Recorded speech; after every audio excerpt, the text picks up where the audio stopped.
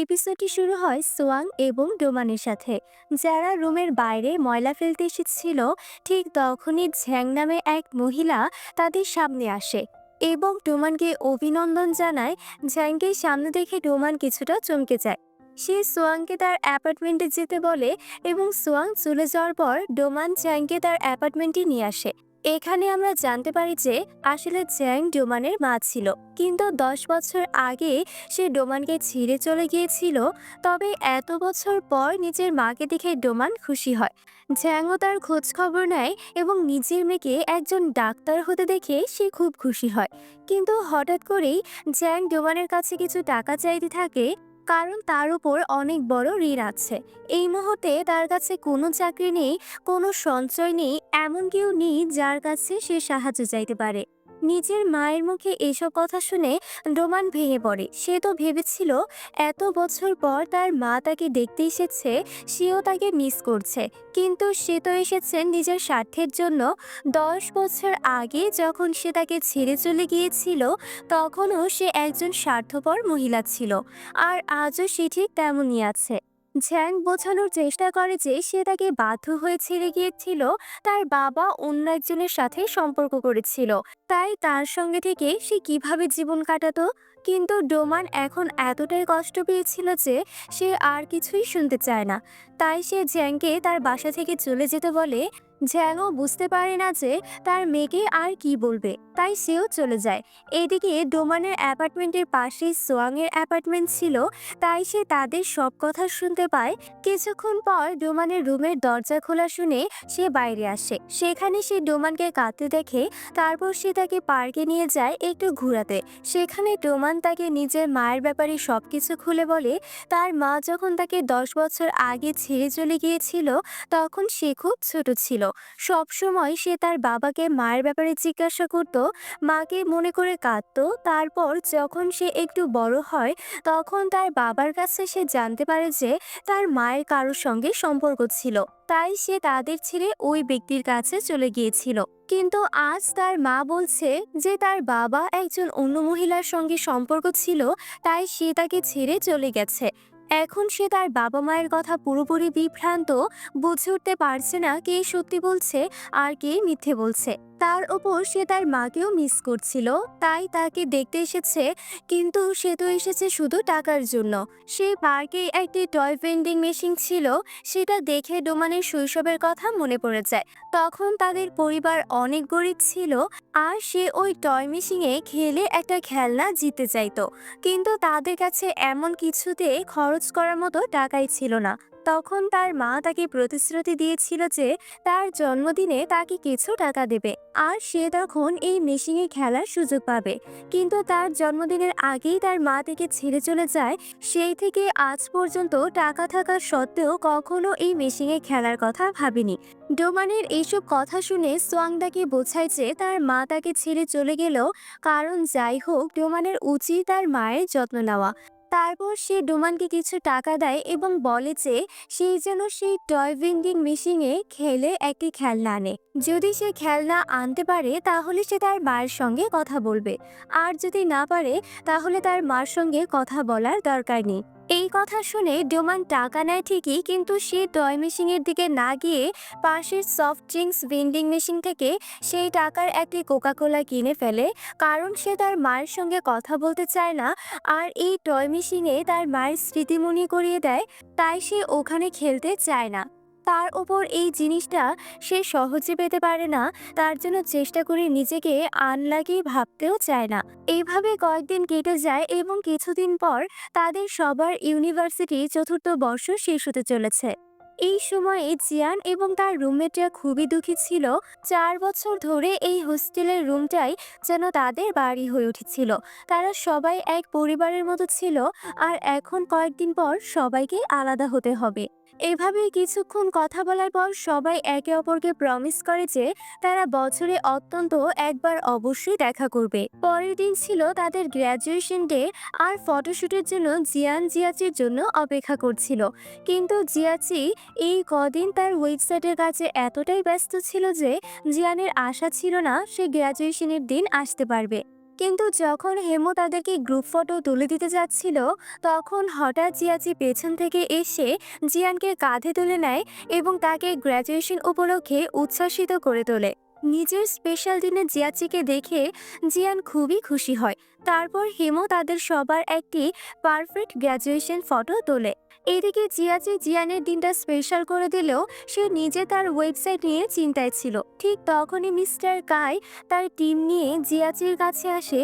তারা ঠিক করে যে তারা জিয়াচিকে সাহায্য করবে। তাদের বুঝে আসে যে নিজের জুনিয়রকে সাহায্য করা মানেই নিজের মান খোয়ানো নয়, বরং একটি নতুন ইনোভেশনকে পুরো টিমের মাধ্যমে দুনিয়ার সামনে আনা এবং নিজের নাম তৈরি করা। তারপর জিয়াচির টিম মিস্টার কায়ের টিমের সঙ্গে মিলে ওয়েবসাইটের পারফেক্ট লঞ্চিংয়ের কাজে লেগে পড়ে, যেখানে মিস্টার কাই খুব পরিশ্রম করেন এবং এখন তিনি নিজে টি কফি বানিয়ে তার জুনিয়রদের দিতেন। তার এই পরিশ্রম সফল হয় এবং তাদের ঠিক করা তারিখেই ওয়েবসাইটটি সফলভাবে লঞ্চ করা হয়। এই উপলক্ষে জিয়াচি তার টিম সহ মিস্টার কাই এবং তার টিমকে ধন্যবাদ জানায় এবং এই সফল লঞ্চে সম্পূর্ণ কৃতিত্ব তাদের দেয়। ঠিক তখনই সেখানে মিস্টার সেন এসে উপস্থিত হন। সঙ্গে নিয়ে আসেন ওয়ান্ডাও science and technology department headquarter officer project leader mister গংকে, যিনি জিয়াচির সঙ্গে তার পরিচয় করিয়ে দেন। মিস্টার গং জিয়াচির ইয়াং ওয়েবসাইট দেখে খুবই ইমপ্রেসড হন। তাই তিনি জিয়াচিকে তার কোম্পানিতে কাজ করার অফার দেন। যদিও তার কোম্পানি এবং মিস্টার সেনের কোম্পানি একই, তবে মিস্টার গং অনেক বড় লেভেলে কাজ সামলানো এবং তিনি জিয়াচি ওয়েবসাইটকে আরও ভালো ভার্সনে রূপান্তর করতে চান। এই কোম্পানিতে কাজ করলে জিয়াচি আরও ভালো স্যালারি এবং সুযোগ সুবিধা পাবে, তবে এসবের জন্য তাকে পার্মানেন্টলি শহরের ভেতর শিফট হতে হবে। এরপর রাতে জিয়াচি জিয়ানের সঙ্গে ডিনার করছিল, যেখানে সে এই সব কথা তাকে বলে। এই জব অফার তার হাতছাড়া করা ঠিক হবে না। তার মতে অনেক ছাত্রীর স্বপ্ন থাকে সেখানে কাজ করার, আর তাকে তো কোম্পানি নিজেই অফার দিচ্ছে। কিন্তু সে জিয়ান থেকে দূরে থাকতে পারবে না, কারণ জিয়াচিকে 3 বছরের জন্য জিং শহরে পার্মানেন্টলি শিফট হতে হবে, আর জিয়ান তো ওখানে মাস্টার্স করবে। তবে জিয়ান তাকে এই অফার গ্রহণ করতে বলে। সে জিয়াচির সাফল্যের পথে কোনো বাধা হতে চাইছিল না, আর যতই লং ডিস্টেন্স থাকুক না কেন তাদের ভালোবাসা কখনোই কমবে না। পরের দিন জিয়ান জিয়াচির সঙ্গে জিন সিটিতে যায়, কারণ মিস্টার গং তাকে হান্ডো কোম্পানির হেডকোয়ার্টার অফিসে মিটিংয়ের জন্য ডেকেছিলেন। জিয়ান সেখানে অফিসের লবিতেই জিয়াচির জন্য অপেক্ষা করছিল, আর জিয়াচি ভেতরে গিয়ে মিস্টার গং এর সঙ্গে দেখা করে। সেখানে মিস্টার গং ও তার এমপ্লয়িরা জিয়াচিকে তাদের বিজনেস স্ট্রাকচার এবং ওয়েবসাইটের ভবিষ্যৎ পরিকল্পনা ব্যাখ্যা করে। এই সব কিছুর জন্য জিয়াচির দেরি হয়ে যায়, আর জিয়ান তখন বাইরে অপেক্ষা করছিল। অবশেষে জিয়াচি এসে জিয়ানকে তার মিটিংয়ের সব কথা খুশি হয়ে বলে, আর তার কথা শুনে জিয়ানও খুব খুশি হয়। কিন্তু তার দূরে যাওয়ার কথা ভেবে একটু ইমোশনালও হয়ে পড়ে। আর যেহেতু তারা জিং সিটিতে ছিল, তাই ওখানে থাকা তাদের স্কুল ফ্রেন্ডের সঙ্গে দেখা করা তো প্রয়োজনই ছিল। তাই একটি প্ল্যান করে জিয়ান আর জিয়াচি রেস্টুরেন্ট সোয়াং ও ডোমানের সঙ্গে দেখা করে। সেখানে তারা সবাই একসঙ্গে খুশি হয়ে লাঞ্চ উপভোগ করে, আর মাঝখানে ডোমান তাদের বিয়ের পরিকল্পনা নিয়ে প্রশ্ন করে। এই কথা শুনে তারা দুজনই লজ্জা পায় আর একে অপরকে রোমান্টিকভাবে খাবার খাওয়াতে থাকে। রাতে জিয়ান ডোমানের অ্যাপার্টমেন্টে থাকে, আর জিয়াচি সোয়াংয়ের অ্যাপার্টমেন্টে। এর মধ্যে জিয়ান ডোমানের সঙ্গে তার আর সোয়াংয়ের সম্পর্ক নিয়ে জিজ্ঞাসা করে, কিন্তু ডোমান শুধু তাকে বন্ধু বলে, আর তাদের মাঝে যে ঘটনা ঘটেছিল সেটা কিছুই বলে না। অন্যদিকে জিয়াচি একই প্রশ্ন সোয়াংকে করে। তার মতে ভাগ্য নিজেই চায় ডোমান আর সোয়াং যেন একসঙ্গে থাকে। প্রথমে স্কুল, তারপর কলেজ, আর এখন হাসপাতালেই তারা ইন্টার্ন করছে। উপরন্তু তাদের অ্যাপার্টমেন্টটাও একই জায়গায়। এইসব শুনে সোয়াং তো জিয়াচিকে মারার উপক্রম হয়। তাদের মধ্যে ঠাট্টা মশকরা চলতেই থাকে। তারপর জিয়াচি ওয়ানডাও কোম্পানিতে চাকরি করার কথা সোয়াংকে বলে। এই চাকরিটা সে মিস করতে চায় না। এই জবের মাধ্যমে সে ভবিষ্যতে জিয়ান আর তার মাকে ভালো জীবন দিতে পারবে। তবে সে চিন্তায় আছে জিয়ানের কথা ভেবে, যদি দূরে গিয়ে সে দুঃখ পায় কিংবা তাদের সম্পর্ক নষ্ট হয়ে যায়। কিন্তু সোয়াং তাকে বোঝায় যে জিয়ান খুবই বুঝতার মেয়ে, সে তো চিরকালের জন্য দূরে যাচ্ছে না, আর যদি সে জিং সিটিতে চাকরি করে তাহলে এই অ্যাপার্টমেন্টে তার সঙ্গে থাকতে পারবে, যার জন্য জিয়াচি রাজি হয়ে যায়। এদিকে জিয়ান আর ডোমানো জিয়াচির চাকরি নিয়ে কথা বলছিল। জিয়ান তো চাকরি নিয়ে খুব খুশি ছিল। সে চায় জিয়াচি সফল হোক, যদিও আজ পর্যন্ত তারা কখনোই একে অপরের থেকে আলাদা হয়নি। তবুও সে এই কারণেই জিয়াচির স্বপ্ন ভেঙে দিতে চায় না। তাই সেও চায় জিয়াচি যেন এই চাকরির অফারটা গ্রহণ করে। এই সব কথা বলার পর জিয়ান আর জিয়াচি ঘুমিয়ে পড়ে। তাদের ঘুমানোর পরে ডোমান আর সোয়াং একে অপরকে মেসেজ করে দুপাশের খবরাখবর জানতে চায়। আর ঘুমানোর আগে ডোমান তার মা ঝ্যাংকে 25,000 ইউয়ান পাঠিয়ে দেয়, কারণ কিছুক্ষণ আগে তার মা মেসেজ এসেছিল যে সে চায় ডোমান সবসময় খুশি থাকুক। আর সোয়াংও তাকে বুঝিয়েছিল যে তাকে তার মায়ের খেয়াল রাখা উচিত, সে যেমনই হোক না কেন। এই কারণেই ডোমান নিজের দিক থেকে একটা কন্যার দায়িত্ব পালন করে। পরের দিন আবার জিয়ান ও জিয়াচি ফিরে আসে ওয়ান শহরে। এসে জিয়ান জিয়াচির ব্যাগ প্যাক করতে শুরু করে, কারণ তাকে খুব তাড়াতাড়ি জিং সিটিতে গিয়ে কোম্পানিতে জয়েন করতে হবে। এখানে জিয়ানকে তার ব্যাগ প্যাক করতে দেখে জিয়াচি তার নিজের বাবা মায়ের কথা মনে পড়ে যায়। তার বাবা যখন ট্রান্সফার হয়ে অন্য শহরে যাচ্ছিলেন, তখন শেষবার সে তার মাকে বাবার ব্যাগ এভাবেই প্যাক করে দিচ্ছিলেন। আর আজ তার বাবার জায়গায় সে নিজে ট্রান্সফার হচ্ছে, আর তার মার জায়গায় জিয়ান তার ব্যাগ প্যাক করছে। এটা দেখে জিয়াচি এতটাই ইমোশনাল হয়ে পড়ে যে জিয়ানকে জড়িয়ে ধরে ঘুমিয়ে পড়ে। কয়েকদিন পর জিয়াচি পার্মানেন্টলি জিং সিটিতে শিফট হয়ে যায় এবং এখন সে সোয়াংয়ের সঙ্গে এক অ্যাপার্টমেন্ট শেয়ার করে। জিয়াচির সাথে সাথে তার টিমের ফ্যামিলি এবং অন্যরাও হান্ডো কোম্পানিতে চাকরি পেয়ে যায়। এই তিনজনই তাদের ওয়েবসাইটটাকে সফল করার জন্য খুব এক্সাইটেড ছিল, কিন্তু তারা মিস্টার গং এর কাছ থেকে জানতে পারে যে কোম্পানি এই ওয়েবসাইটে ইবুক আর নতুন বই বিক্রি করতে চায়, যা এই ওয়েবসাইটের মূল থিম ছিল না। এখানে কোম্পানি শুধু প্রফিট বানানোর কথা ভাবছে, কিন্তু এই চেঞ্জের পর জিয়াচির ওয়েবসাইট আগের মতো থাকবে না। তার ওয়েবসাইট পুরনো বইয়ের স্মৃতিকে ধারণ করে। কাস্টমাররা কম দামে পুরনো বইয়ের নোটস পায়। তাই মিটিং শেষ হওয়ার পর জিয়াচি এইসব বিষয় নিয়ে কথা বলছিল। সে মিস্টার গংকে বোঝানোর চেষ্টা করে যে সে তার ওয়েবসাইটকে এভাবে বদলাতে চায় না। তখন মিস্টার গং তাকে একটা শেষ সুযোগ দেন। 1 মাসের মধ্যে এমন একটা আইডিয়া নিয়ে আসতে হবে যাতে কোম্পানিকে প্রফিটও হয় আর জিয়াচির থিমও না বদলাতে হয়। যদি জিয়াচি তার আইডিয়া প্রেজেন্ট করতে না পারে, তাহলে তাকে চাকরি ছেড়ে দিতে হবে। জিয়াচিও এই চ্যালেঞ্জ একসেপ্ট করে। ফ্যানলি আর ফ্যাংও চাকরি হারানোর ভয় ছিল, কিন্তু তারা সবাই একটা টিম ছিল, তাই তারা জিয়াচির সাথে পুরোপুরি সাপোর্ট করে। অন্যদিকে জিয়ানের মাস্টার্স ডিগ্রি কোর্স শুরু হয়ে গেছে। সেই সঙ্গে সে একজন প্রফেসর আন্ডারও ফার্মাসিস্ট ইন্টার্নশিপ করছে।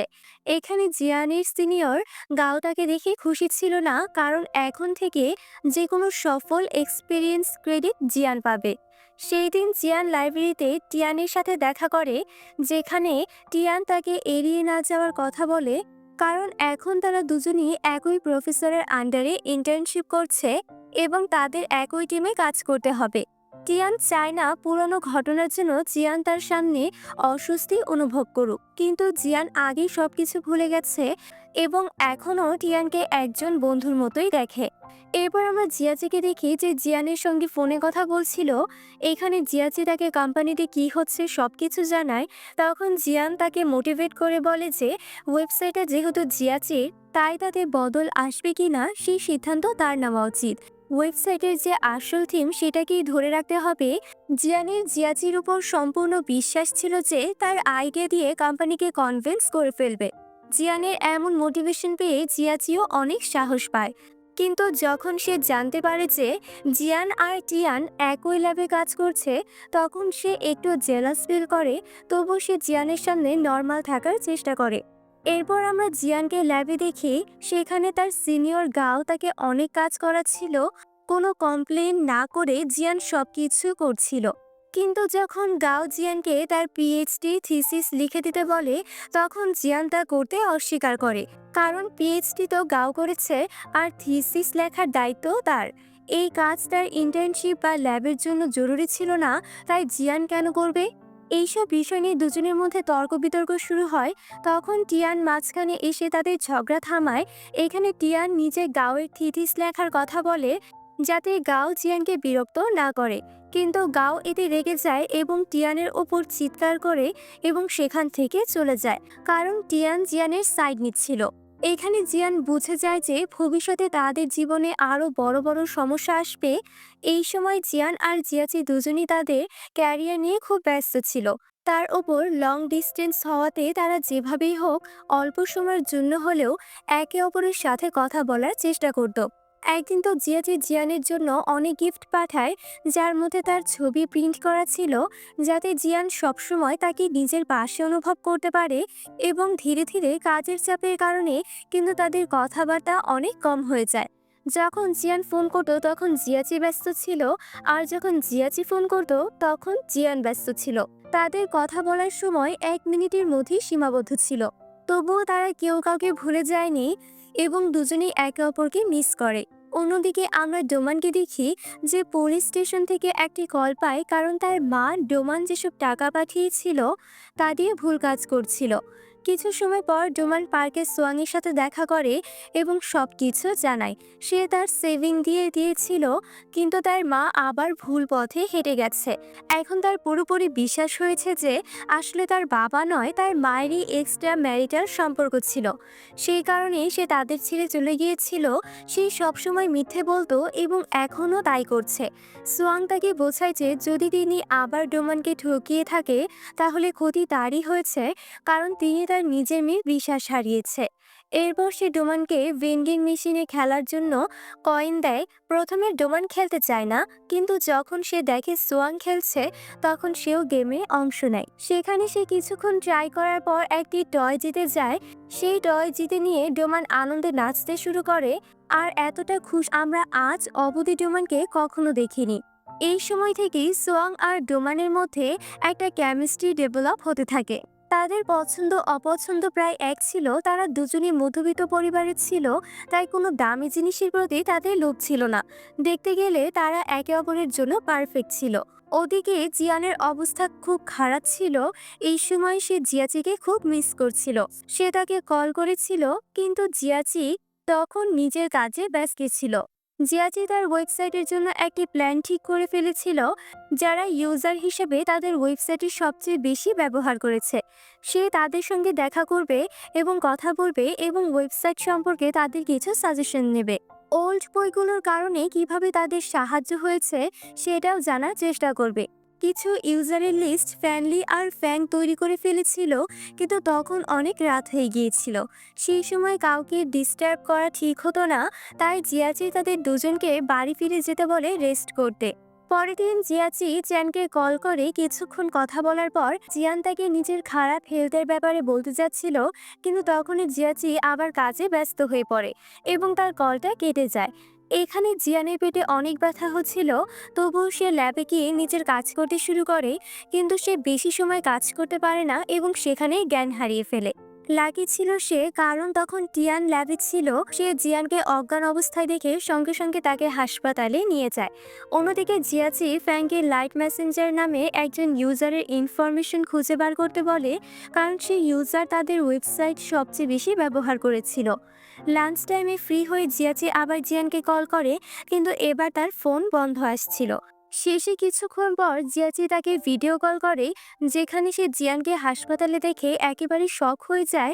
তখন জিয়ান তাকে নিজের ব্যথার কথা জানায়, তবে সে এখন মোটামুটিভাবে ঠিক ছিল। ঠিক তখনই টিয়ান জিয়ানকে খাবার দিতে আসে। সে জিয়ানকে হোস্টেলে পৌঁছে দিতে চায়, কিন্তু জিয়ান থেকে বাড়ি ফিরে যেতে বলে। এদিকে জিজি টিয়ানকে জিয়ানের পাশে দেখে বেশ জেলাস ফিল করে।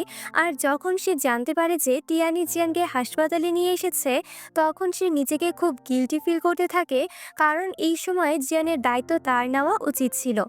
তাই সে সঙ্গে সঙ্গে জিয়ানের কাছে যাওয়ার সিদ্ধান্ত নেয়, কিন্তু তখন কোনো ট্রেন পাওয়া যাচ্ছিল না। তাই জিয়াচে নিজের ড্রাইভিং লাইসেন্স দিয়ে একটা গাড়ি বুক করে নিজেই ড্রাইভ করে জিয়ানের কাছে যাওয়ার সিদ্ধান্ত নেয়।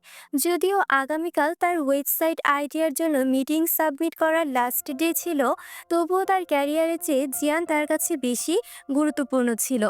এই সিদ্ধান্ত নেওয়ার পর সে সোয়াংকে বাই বলে ওয়ানের উদ্দেশ্যে রওনা হয়।